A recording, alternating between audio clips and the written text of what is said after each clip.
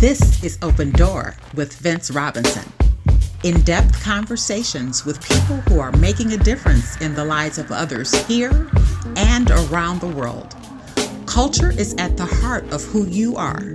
Know your culture, find yourself on Open Door with Vince Robinson. Grand dawning, great rising, Cleveland, Ohio, and the rest of planet Earth. Welcome to another edition of Open Door with Vince Robinson. My guest today is the former legal director for the ACLU. He has over 54 years of experience litigating complex civil rights and civil liberties issues, including school desegregation, police practices, and voting rights outside of the courtroom. He's advocated for civil liberties as chair of Citizens for a Safe and Fair Cleveland and as the first vice president of the Cleveland chapter of the NAACP. He's no stranger to Open Door. I've had him on as a guest before, and I am pleased to welcome him back again. Welcome to Open Door once again, James Hardiman. How you doing today, brother? I'm hanging on, brother Vince. So. Okay. All right. We've come a long way, but as I've said before, we've got a long way to go. So, well, you know, we started our conversation today thinking about that song, We Shall Overcome. And I think you have optimism about that idea, but the current state of affairs gives you reason to be pessimistic about having it right now. So why don't we just jump right in? We are living through some really challenging times right now based on the present administration, and I'm sure you have some thoughts about that.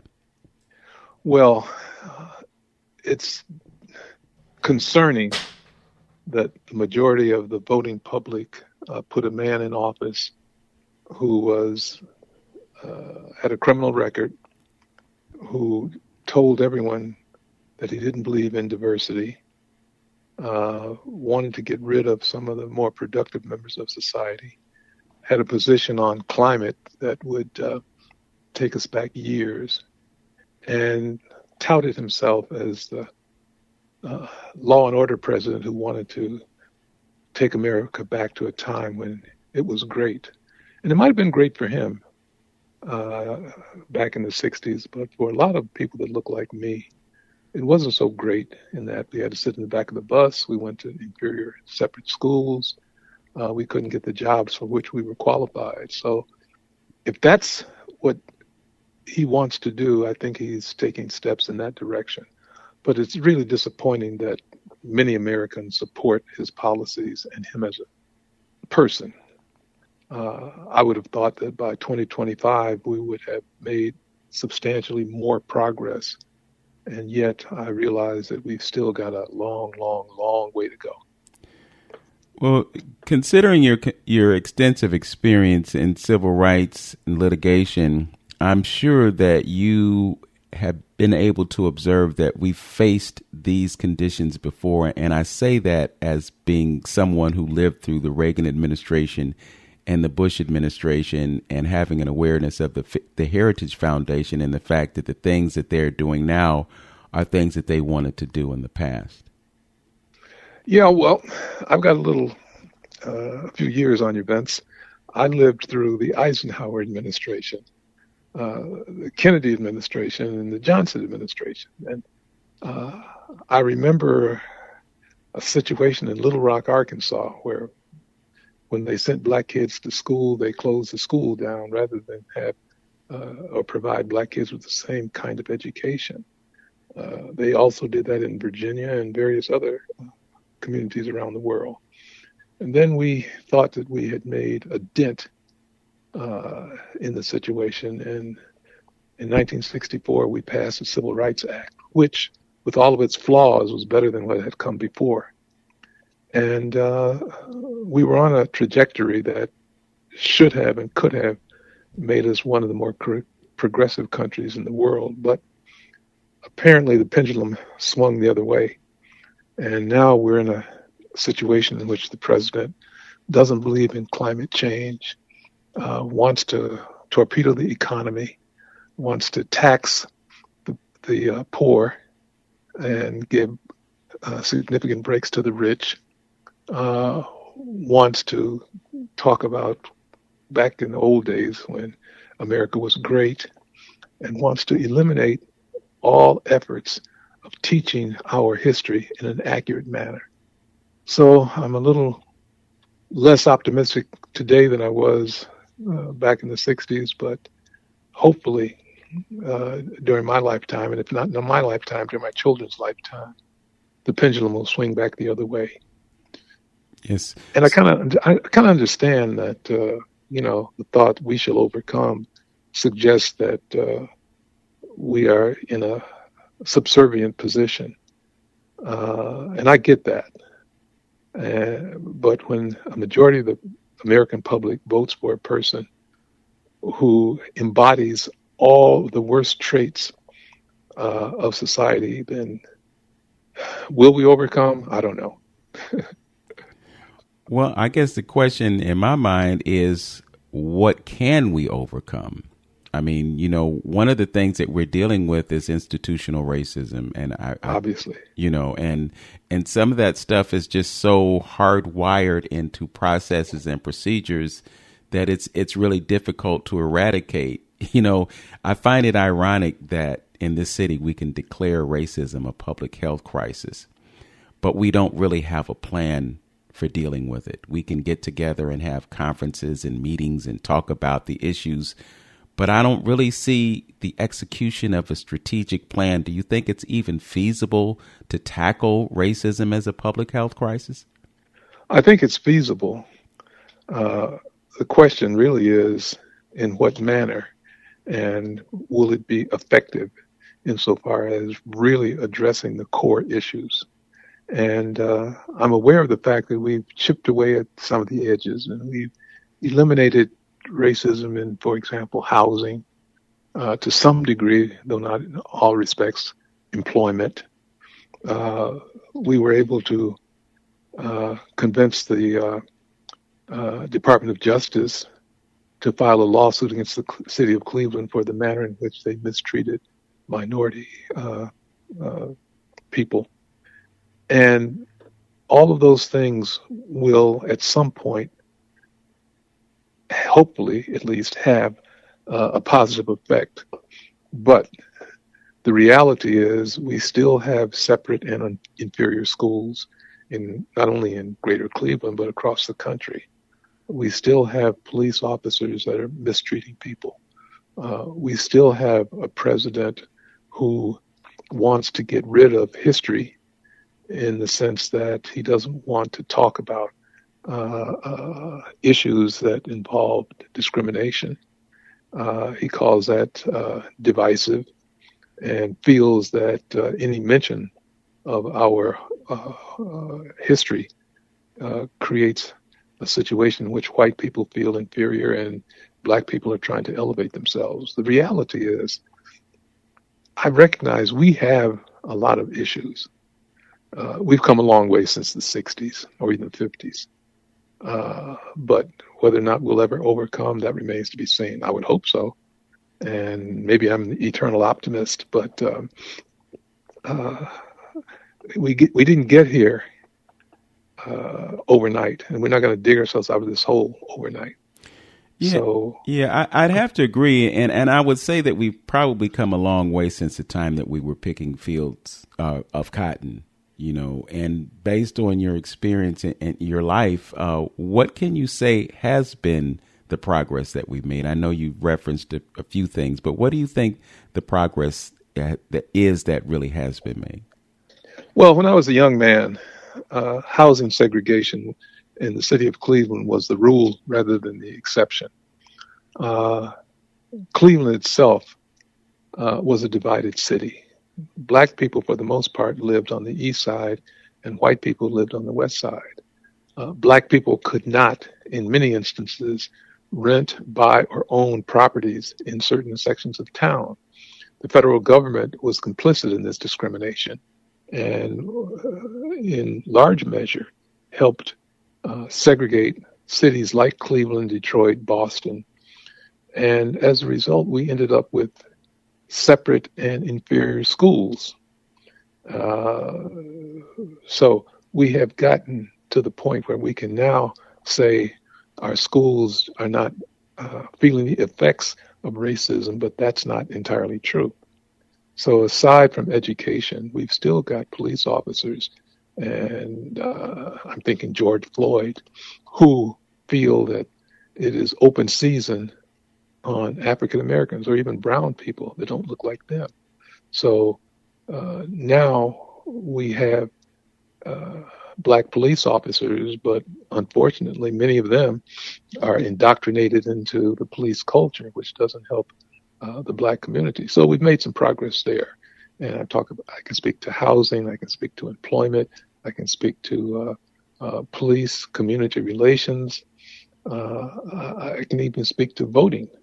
And what I see is a lot of effort to diminish the black vote. Identification badges, for example. Uh, we thought that once we passed the 15th Amendment, that we would be able to address in a meaningful way the voting situation. But now we still see a lot of litigation around voting rights. We still see a lot of litigation around police misconduct. We still see litigation involving separate and unequal facilities. So I guess to respond to your question, we made some progress. And, I can now go to any restaurant I want to in the city of Cleveland. I may or may not be welcome, but I can go there. I can buy a house that my money will permit. Nobody's going to burn a cross on my lawn.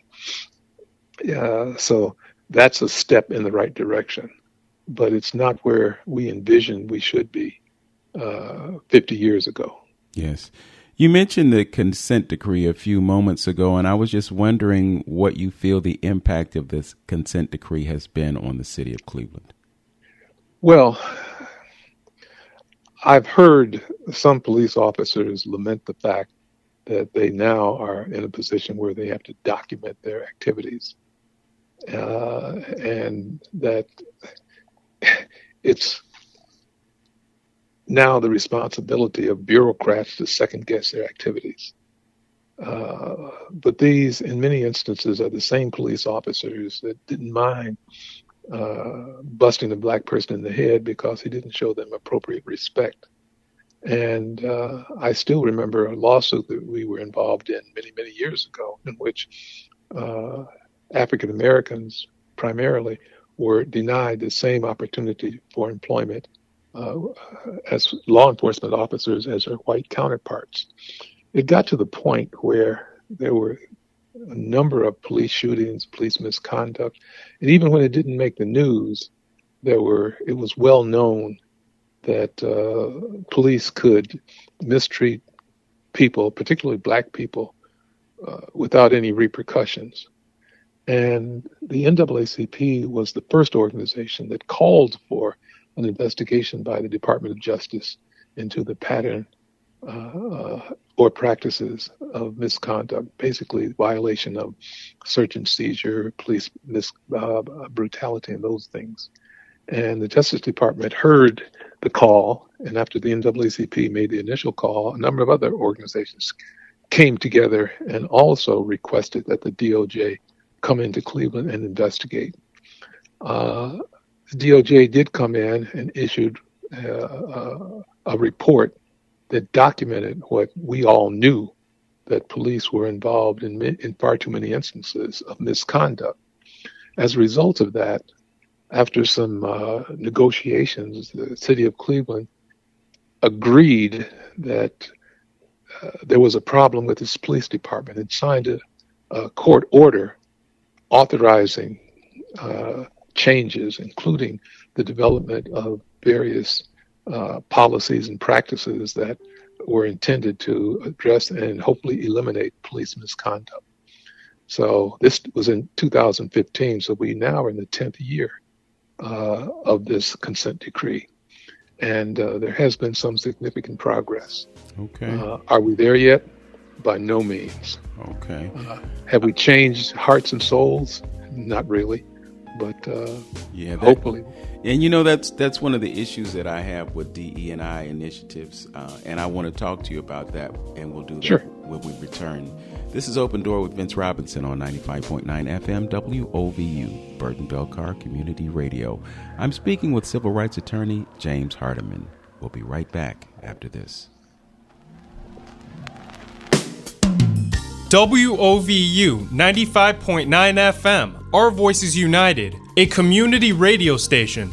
Our mission is to provide an inclusive and participatory media platform that connects, engages, and informs every citizen and stakeholder of our community with the goal of achieving ongoing social and economic progress for all. Finally, a station that represents you, the people. 95.9 FM WOVU, Cleveland's urban alternative. Represents a good feeling, good vibes, positivity.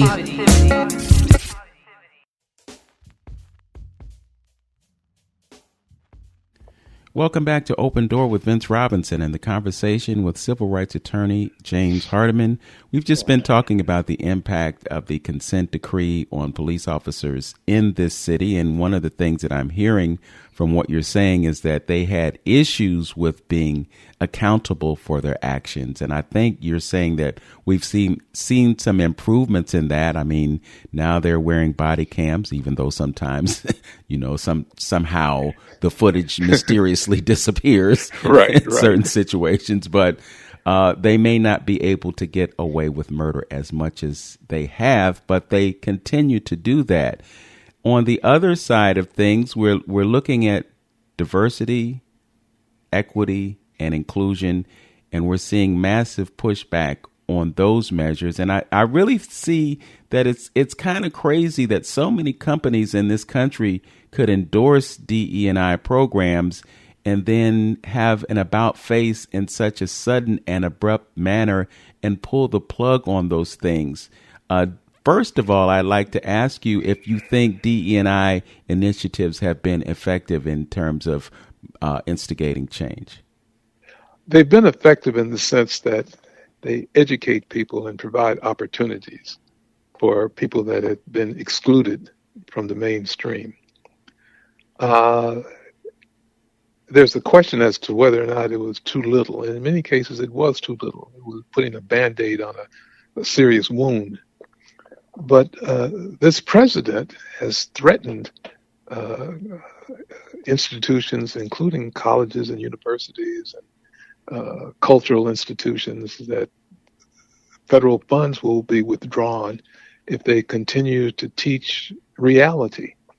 And the reality is that Black people for a number of years were the last to be hired and the first to be fired.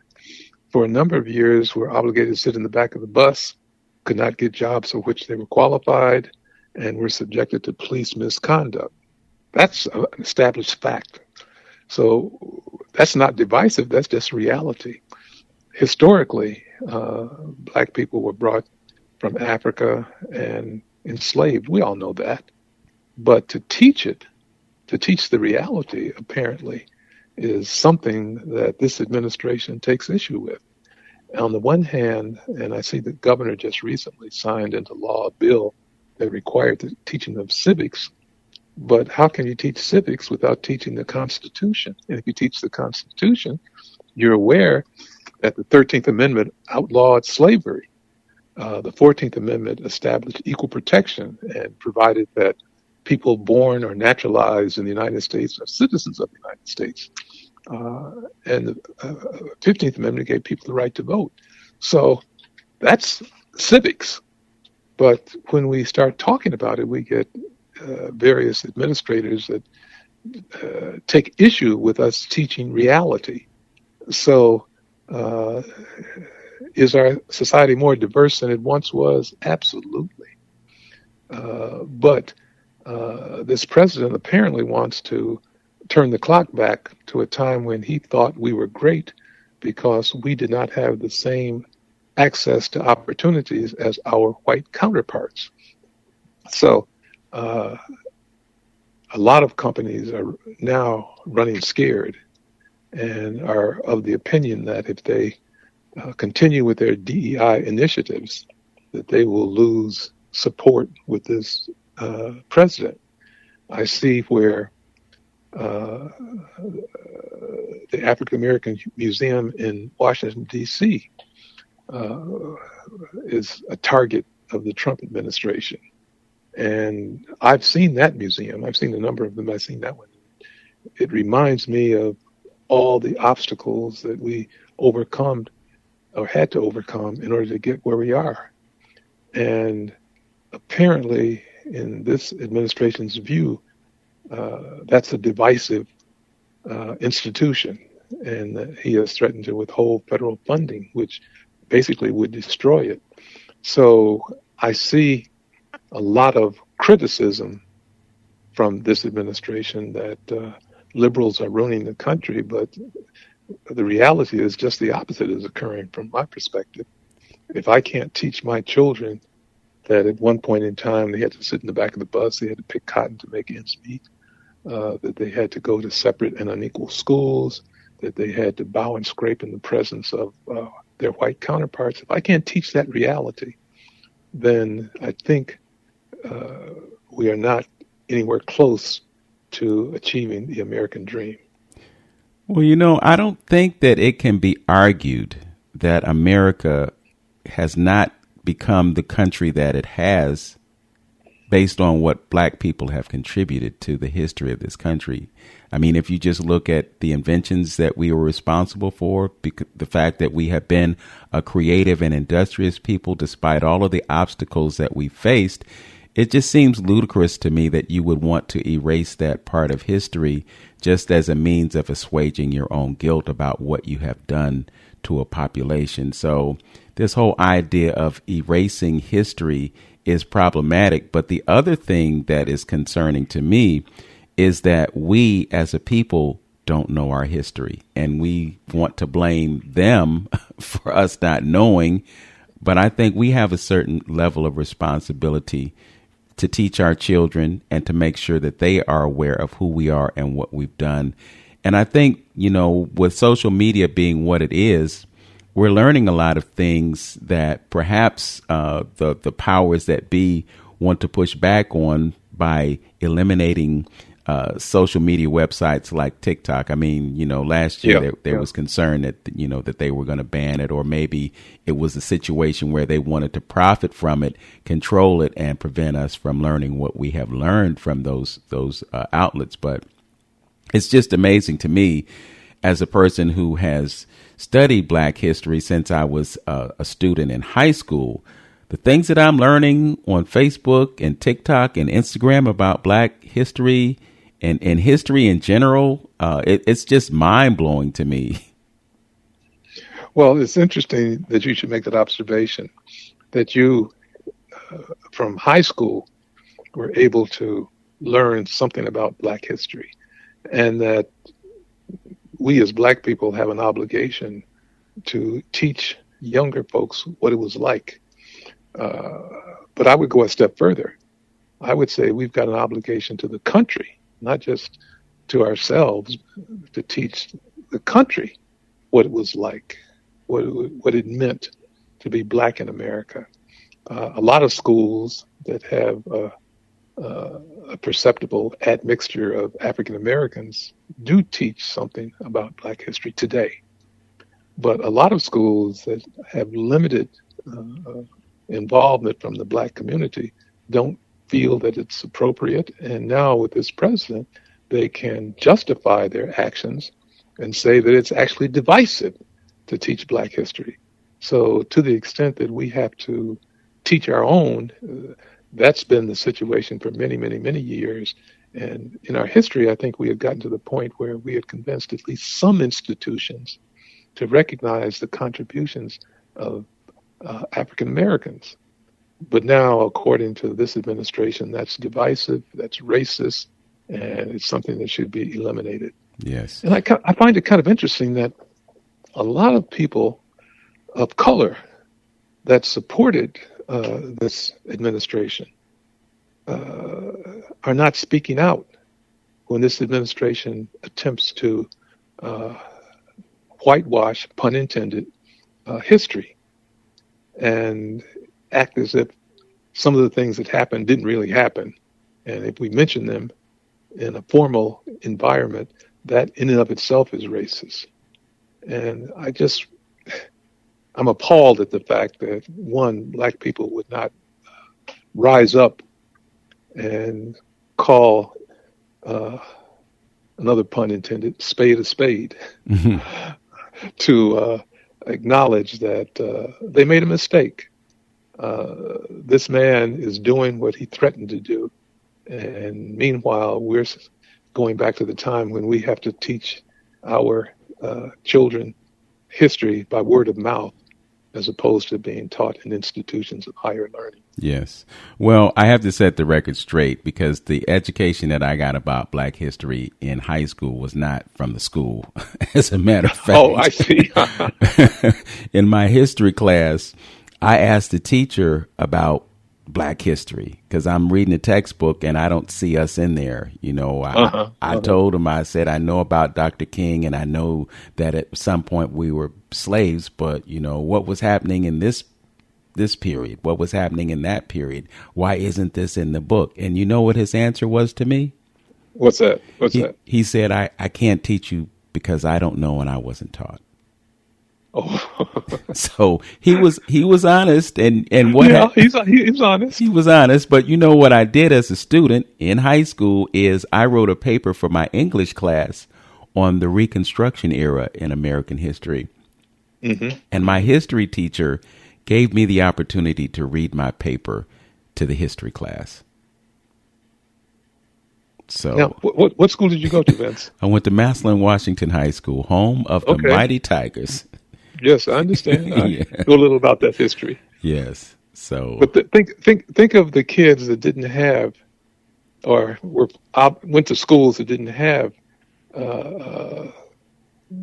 other students, parents, or teachers that would permit them to explore what really happened in our history.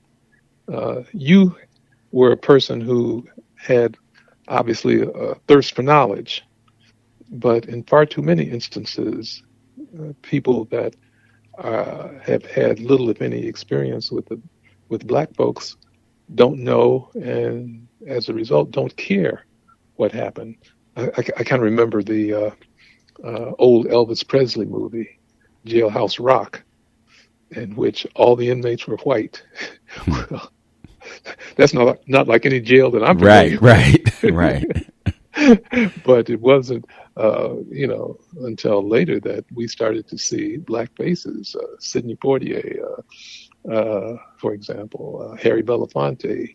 When we initially saw those people, we would stand up and cheer. All of a sudden, there are people in the media that look like me, and I can relate to that.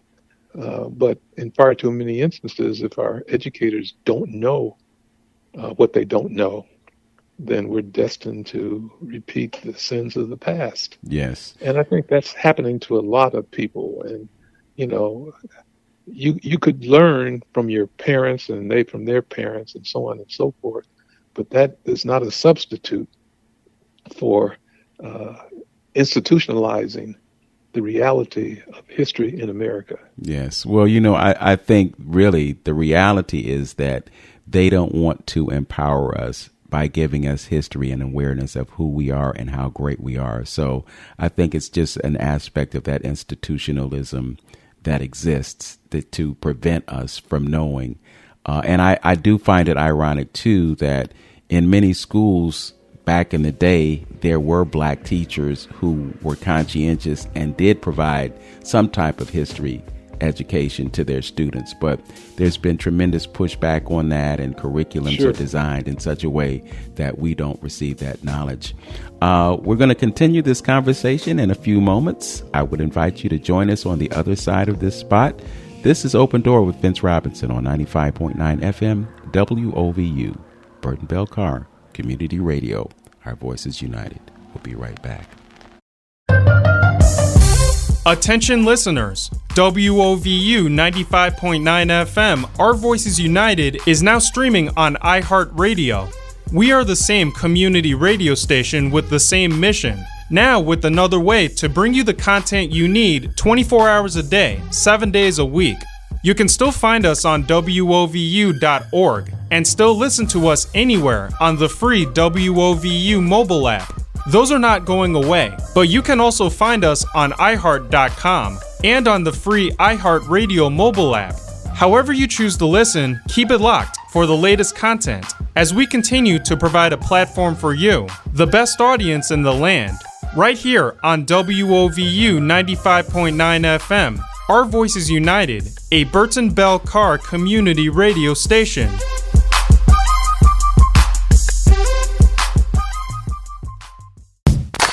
WOVU 95.9 FM, Cleveland's urban alternative.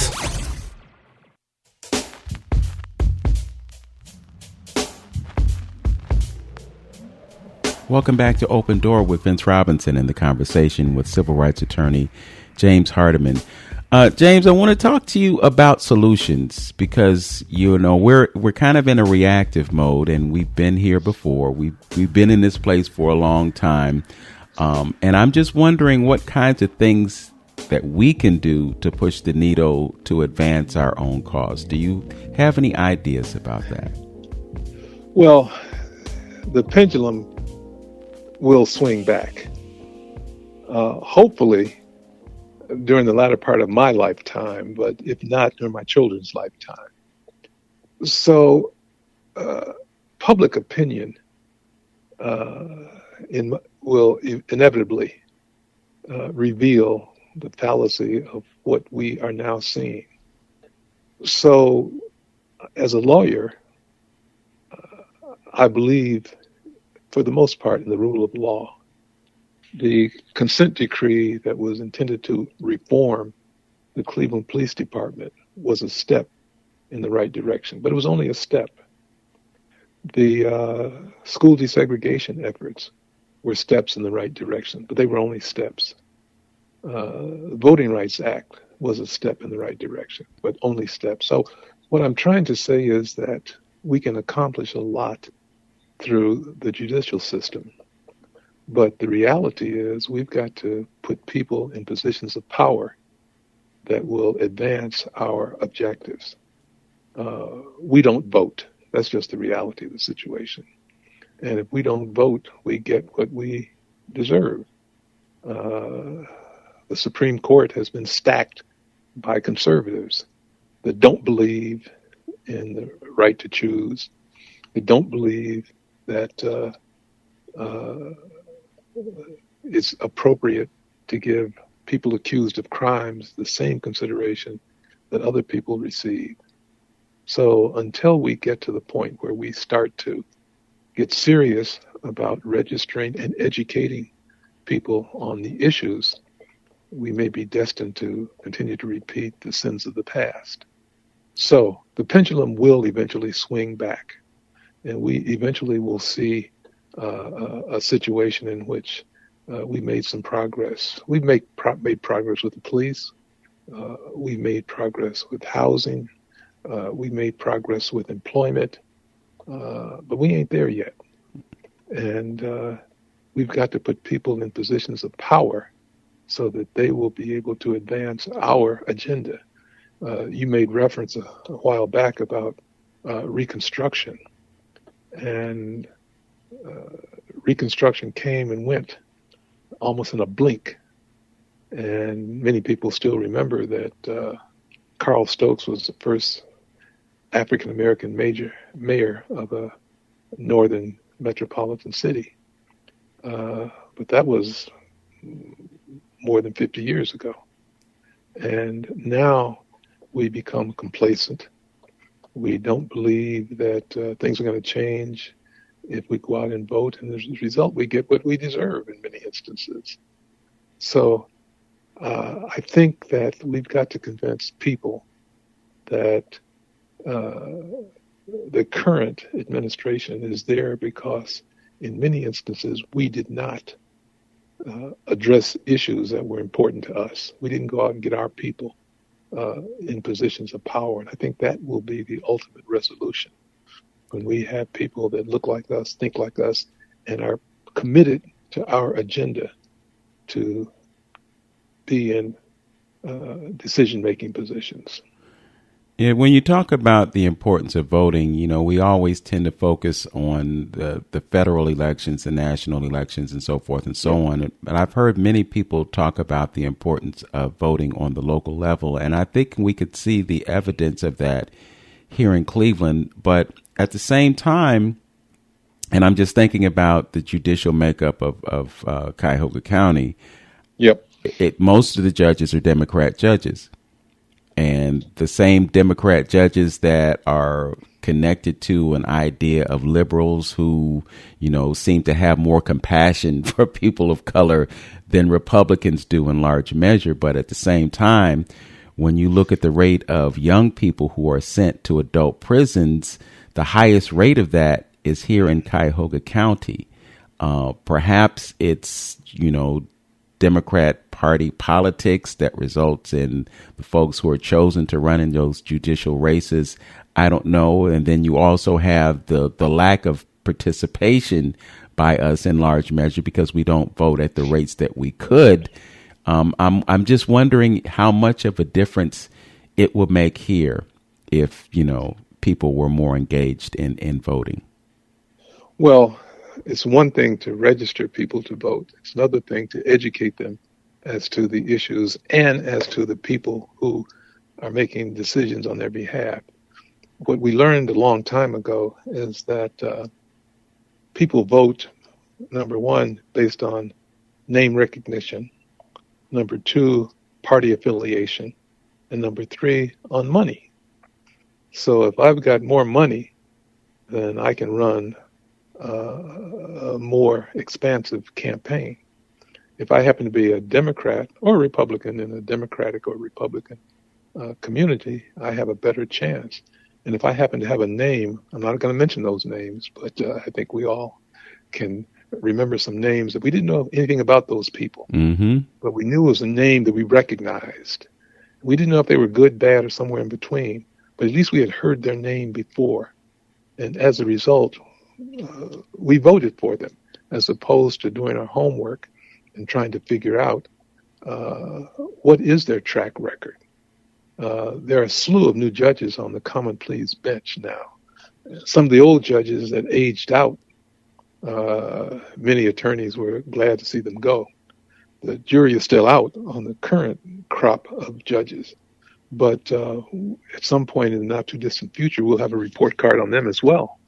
And we will know which ones are inclined to throw the book at people that should be receiving more compassion and more consideration, and which ones are going to be inclined to really do their due diligence and make decisions based on the law as opposed to racist facts.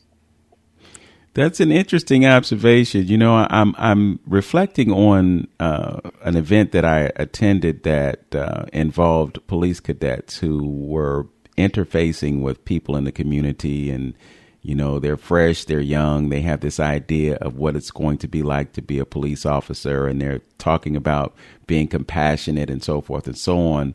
But I think what happens over a period of time, just because of the nature of that occupation, is that they become jaded, and over a period they may lose some of that compassion. And I'm just wondering. That was the word I was thinking of too. Well, go ahead. Yeah. Well, I'm just wondering if the same thing could happen with this new crop of judges that you alluded to. I fear that it will happen. I hope that it does not. The reality is, to become a judge, or the best way to become a judge, is to be a prosecutor. And the prosecutors that I know, some of whom are compassionate, but many of whom presume guilt as opposed to presuming innocence. So they carry that same mentality onto the bench, and they assume that somebody that is accused must have done it, otherwise they would never have been accused. And I've never seen a judge yet that would admit to being a racist, but the statistics suggest otherwise. As you observed, Cuyahoga County sends more people to jail than any other county in the state. We send more juveniles to adult prison than any other county in the state. We have more death penalty cases than any other county in the state. Now, maybe Cuyahoga County is just worse than Hamilton, Trumbull, and what's Columbus? That county as well. But anyway, I can't believe that we are here in Cuyahoga County that much worse than all the other counties in the state of Ohio. But the reality is something is wrong with our system. And judges that should be compassionate, should be understanding, should follow the law as opposed to their tendencies or their history as being prosecutors. I know there was a judge who was recently appointed to the federal bench, and there was some hesitancy because he had previously been a public defender. Well, that's the kind of judge that I would like, someone who has had experience defending people as opposed to a judge that has had experience only prosecuting people. There's something to be said for balance, and unfortunately, it's difficult to run on a I'm soft on crime platform. All the judges that I know that are successful in winning elections pay lip service to the fact that they're tough on crime. Well, there's a difference, in my opinion, in being tough on crime and being compassionate about sentences that are imposed. And we will get a reading in the not too distant future of the kinds of judges that currently sit on both the municipal, county, and federal bench here in Northeastern Ohio. And hopefully it will be better than some of the ones that are no longer there, but I fear we may have more of the same given the pool from which we select our judges. Yes. Well, you mentioned this idea of being tough on crime, and the present administration has made it clear that that's their position.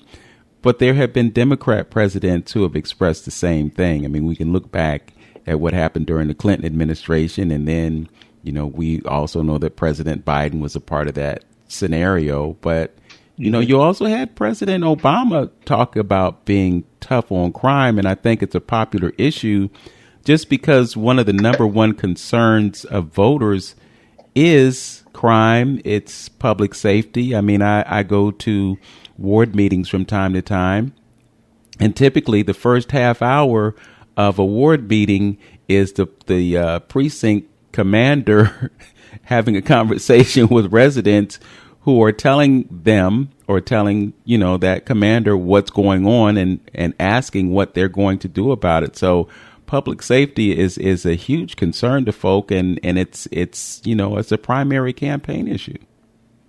And I recognize that. I remember a few years back, I had a meeting, and there were a number of politicians that were in the meeting.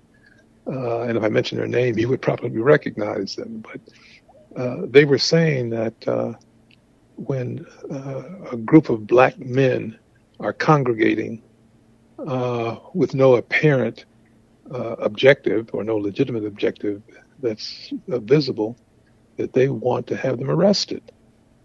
And one group said, oh, that's terrible. That's a violation of their constitutional rights. If they haven't done anything, why should they be arrested? Because they happen to be standing around. And the other group said, well, but you don't understand. The reality is that community people are afraid to go to the grocery store and afraid to take their children out because of these thugs. And so there's a balance to be obtained. I don't want anybody arresting my son or daughter because they are simply standing around. That is so wrong on so many levels that I can't begin to say I'm opposed to it. But on the other hand, I can appreciate the fact that people want to be safe in their communities. They want to be able to walk to the grocery store, take their children out, and enjoy life as it should be. Yes. So I think too many politicians play on the I'm tough on crime agenda. They want to show that they are addressing the concerns of the community, whereas in reality, all they're doing is appealing to what in many cases is a racist notion that lies at the heart of some people. Yes. If I see 3 black people standing in the corner, I'm assuming they've done something wrong. Mm-hmm. If I see 3 white people standing in the corner, then, well, they're just boys being boys. They're just hanging out, no harm, no foul, and they get a pass. We've got to address that. We've Mm-hmm. got to reach deep down inside our souls and try to figure out whether or not that's a form of racism on our part. And, I don't mean to suggest that all white people are racist and all black people are not. There are many black racists that I know. There are many black people that I know that use the N-word with impunity. And that's our society. But we've got to keep working and address those issues and make sure that when we have someone that's saying they're sworn to uphold the Constitution, that they mean what they say, as opposed to saying things that are just politically expedient. Yes. Well, it seems like we have to train them and train us too. we got a lot of work to do. This is Open Door with Vince Robinson. I'm having a fascinating conversation with attorney James Hardiman, and we will be right back on this Burton Belcar community radio station. In an ideal world, every neighborhood, no matter where a kid lives, no matter their background, they can choose any school they can go to and guarantee that they have high quality options. And we've already started to do this work. And, there are pockets of excellence throughout our system. That's what the future looks like. This message has been brought to you by Cleveland Metropolitan School District and WOVU 95.9 FM. Our Voices United, Burton Belcar Community Radio. Here at 95.9, we are committed to inclusion, outreach, education, transparency, accuracy, and accountability for us, by us. Our Voices United. WOVU, a Burton Belcar community radio station. Finally, a station that represents you, the people. 95.9 FM, WOVU, Cleveland's urban alternative. Represents a good feeling, good vibes, positivity.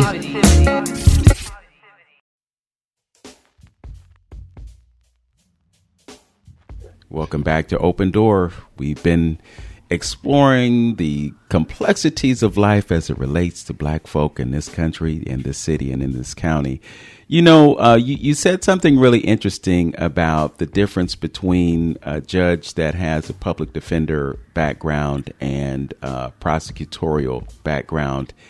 And I was thinking or wondering as you were expressing that, are there any conversations taking place within the bar associations about that dynamic? Is there any sensitivity to that idea and perhaps maybe changing that paradigm at all? Not that, to the best of my knowledge, though people with the bar associations recognize the fallacy in that logic. We all know that one way to become a federal judge, for example, is to work in the U.S. Attorney's Office. We all know that in order to be a county judge, if you are a county prosecutor, you have a leg up because you can point to your convictions and your record as a tough prosecutor. But although we know that, nobody's doing anything to change it, because I know some very fine public defenders and defense attorneys that would make, in my opinion, excellent judges, but they don't have the same juice because they didn't prosecute a serial killer, or they didn't put rapists in jail. And therein lies a big problem. But insofar as the Bar Association is concerned, we have several committees that vet applicants for judicial office. And they do the best they can, but they don't necessarily try to balance the scales and make sure that there are people with defense mentalities as well as people with prosecutorial mentalities. As I said before, I've never heard a candidate run for judicial office and said, look, I'm soft on crime. I'm going to I'm going to be fair out there. No, I'm going to be tough. Mm-hmm. I'm going to prosecute the people that are the bad guys in this community. Yes. That's what draws attention. And I think another issue that I've heard relates to the idea that the judge, the prosecutor, and the police officer are all on the same team. Yep. Especially when you go into some of the outlying communities, because what you will see is the judge and the prosecutor go to lunch together. Now, maybe they can still be fair and impartial, but it doesn't pass the smell test on many, many levels. When we come into the county, depending on what type of county we're in, and I'm thinking primarily of Cuyahoga and maybe Lorain County, there's more distance between the prosecutor and judicial officers. But if a person has been a prosecutor most of their legal life, if they have to balance the scales, unfortunately, they're going to lean with the prosecutor's position.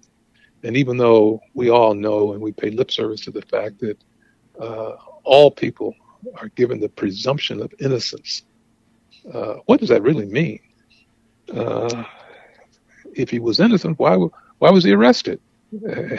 Which is part of the mentality that I hear some prosecutors espouse, not directly, but by inference.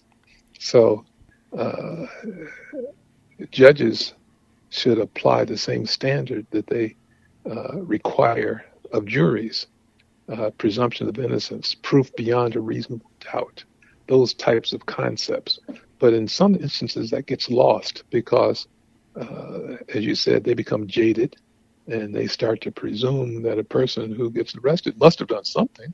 Otherwise, they never would have been arrested, which is obviously, when we think about it from an academic perspective, is totally, totally wrong, and has the potential for the creation of a prison population that is exploding. Yeah, I think too, and you mentioned juries.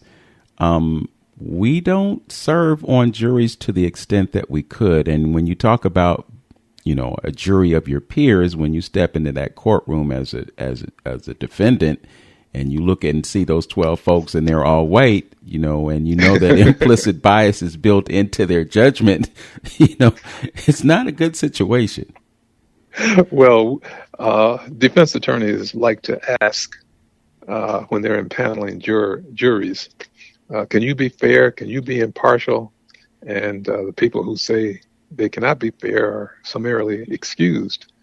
But the reality is neither side, neither the prosecution nor the defense wants people to be fair and impartial. They want people that will side with them. They want people that will understand, that will relate to their position. And, it's a rape case. The prosecution wants to get people that have been victims and can relate to the victim's perspective, whereas the defense wants to get people that can, in fact, put aside whatever preconceived notions they have. And we have, all of us, a lot of preconceived notions as to guilt or innocence, good or bad. Back in the olden days, we could tell the bad guys because they always had beards and wore black hats. And had tattoos and whatnot. Yeah. The good guys who are clean shaven. And unfortunately, some of that is still in play. As you made reference, implicit bias is still a reality. And though we try to eliminate it, we have not succeeded in many, many, many instances. Another layer of this onion is the fact that we don't have enough police officers from our own communities serving in our communities, and we're importing folks from other places that may not have a good understanding of our culture, our lifestyle, our people. And so they're more apt to knock someone over the head versus maybe Johnny, who grew up in Glenville, becomes a police officer in Glenville, knows people in Glenville, knows families, and may not have that same inclination. That is what we want to believe. And that's why there's a push for community policing. That's why prior administrations, city administrations, were pushing for residency requirements I'm more likely to get a fair shot if I have a person policing my neighborhood that looks like me. That's not always the case, however. I've seen far too many instances in which police officers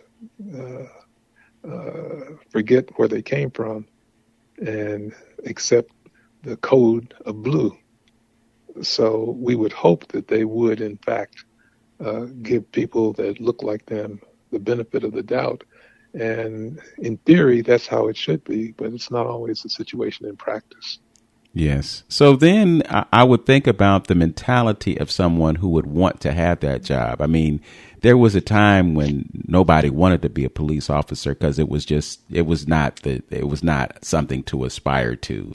That, they used to have the thugs and the hooligans that, couldn't do anything else. They would let them be officers, and they were white folks, Yeah. So the question in my mind, because it's such a difficult job, is why would anybody even want to do that?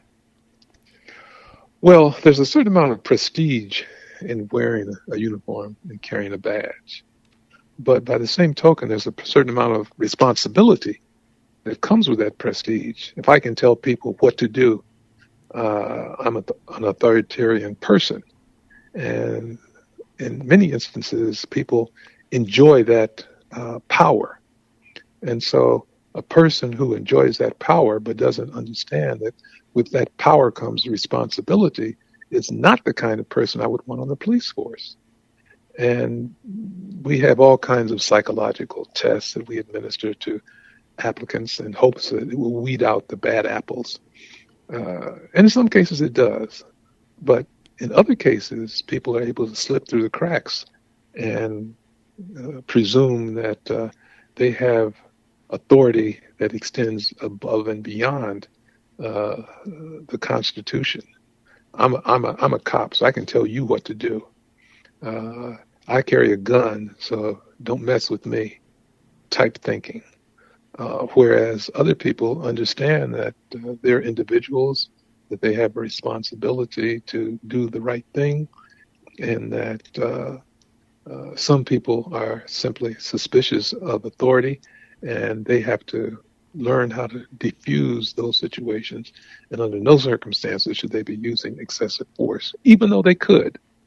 That's the kind of person that I would hope would aspire to be a police officer. But in far too many instances, historically, it wasn't the case. As I made reference to earlier, I was involved in a case many years ago in which we sued the city of Cleveland because they didn't have enough black officers. And they had a lot of restrictions on who could be an officer. They gave people bonus points if they had served in the military. And at the time, not a whole lot of black people were enlisting in the military because the military had been, for all intents and purposes, segregated.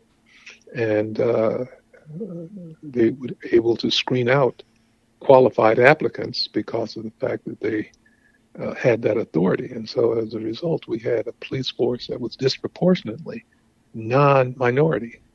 Now, those things have to some extent changed. We haven't gotten where we want to be, but at least we now understand that merit should play, and in some cases does play, more of a decision in who gets to be a cop than simply what your heritage is, if you happen to be Irish or lived in a certain part of town. And another thing is education. I'm not suggesting that educated cops are necessarily better than uneducated cops, but I am suggesting that the more education a police officer has, hopefully the more he or she will understand their responsibilities and appreciate the constitutional protections against excessive force.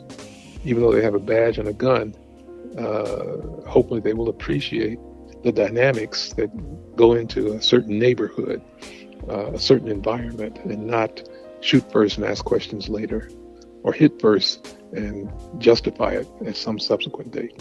All right. Well, I think you have offered more participation in the voting process as one of the potential solutions to what we're facing right now. I'd like to connect with you on a future date, perhaps on another radio station, to have a continuance of this conversation, and maybe we can explore some other solutions. Thanks for joining me on Open Door today, James Hardiman. Absolutely. Thanks for having me. All right. And to those of you who have been listening, as always, know yourself, love yourself, be yourself. Make today your absolute best day. Peace.